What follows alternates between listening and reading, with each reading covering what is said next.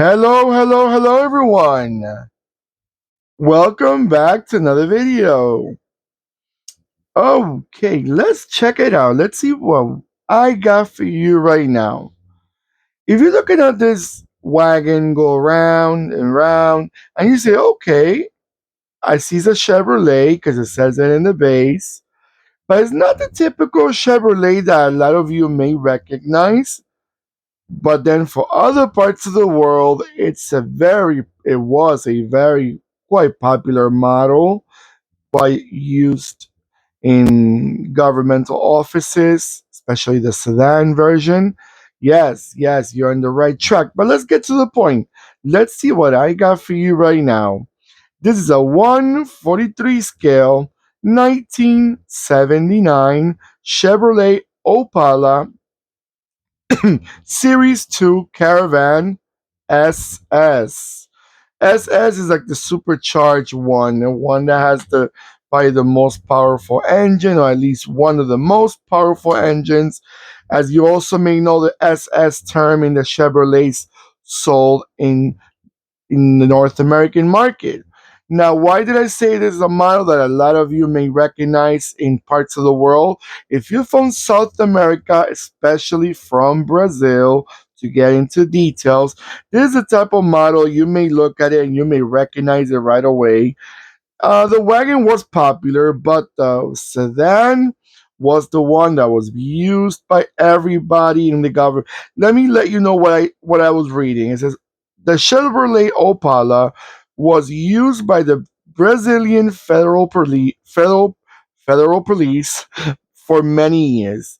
The military government issued Opala to its agents back in the 1970s because they were reliable, easy to maintain, and also was a lot of taxi drivers chose to drive Chevrolet Opala. I said Impala before, but no, it's Opala with an O. Sorry about that. It sounds similar. It's a very tricky name.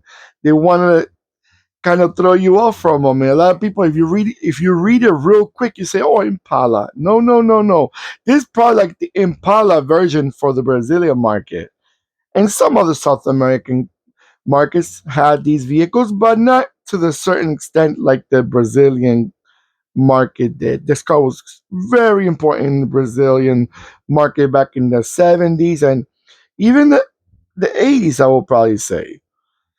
Now, let me give you the story real quick for the Chevrolet Opala. It's a model that came out in 1968 all the way down till 1992. Obviously, it got its refreshed look, and I think around 1980, 83, 84, that's when they refreshed the look a lot more. But this was still looking more like the early generation. I will say the second generation because it says there series two, not generation, series two. Sorry about that. But they all kind of look the same, except for the latest ones. They were a little different. The first ones and these ones are very similar in looks. Body styles, they had a four-door sedan, you had a two-door coupe, and you have the one that you're looking at right now, a three-door station wagon. I tell you the truth, I never liked the three-door station wagons. I think they were a waste of a space. Why? Because what's the main point of making a wagon? Space. Fit in your family, your dogs, everybody, and the grandmother. And you want to make them a comfortable in and out, especially when you get in a wagon. And having a three-door wagon, I think, is just a waste of a vehicle, with all the respect. I like the way they look. I could admire their look, but I'm not gonna admire their being being a car that a family will love to own, because it's the same thing as owning a sports car. You have to move the seats forward to get in the car, and then the same thing to get out. The only thing, if you want to fit family in the rear hatch, not the rear hatch, in the rear end, like the dogs, you lift the back end and the dogs will get in and out, but that's it. I don't understand much of the point. Uh, I'm gonna let it go around a few moments, and I'll be back, and I'll give you information on the engine and transmission and all that. I'll be right back.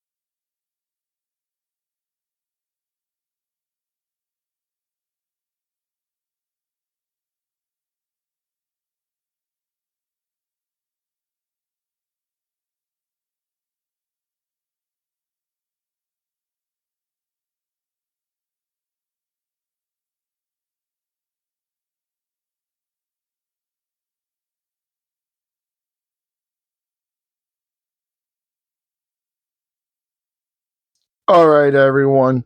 Let me get to the point on those engines because I didn't want you to think I forgot about them. Engine wise, on these vehicles, you had a 2.5.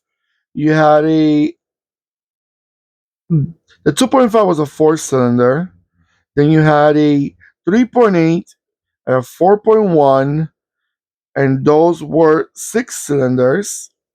Then we also have a few ethanols, 4.1 ethanol, which is a special engine, the special gasoline type of the it's like diesel, gasoline, ethanol will be another one. It's like I think it's more like an alcohol type, but in Brazil they're quite popular. Those the ethanol I noticed. And then you had, let's see, you also had a V8, a 3.8 V8. I've seen it before. But those were the main engines in these cars.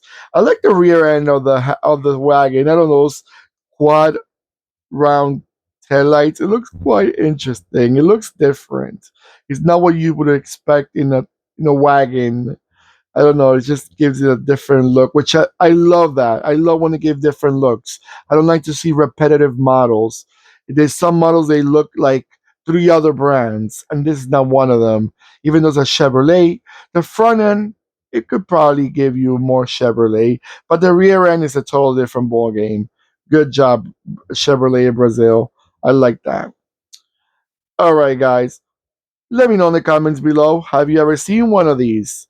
Have you ever drove one of these? Maybe you got lucky. Maybe it was exported to your country and your friend from around the block had one of these and you said, all right, let me try that for a moment. Oh, you know what I forgot to mention? Transmissions. Big, big, big no. Real quick, it's a 3-speed, a 4-speed, and okay. The 3-speed was a steering column shifter. The 4 and the 5-speed manuals were a floor-mounted shifter, and then we have a 3-speed, uh, either steering column or floor-mounted shifter. It's a 3-speed automatic. I'm sorry, and then we have a 4-speed automatic floor-mounted shifter. All right, going back to the questions. Don't forget, let me know what you guys think about the vehicle. And don't forget to give me that beautiful thumbs up that I really, really, really, really, really, really, really, really appreciate. Thank you so much. I don't want to sound repetitive, but I really like to thank my viewers and the comments below. I'm always interested in reading your thoughts. And don't forget to click and subscribe. And don't forget to click the bell next to the subscribe button that will remind you when I post more videos. Take care of yourselves more than ever, and goodbye.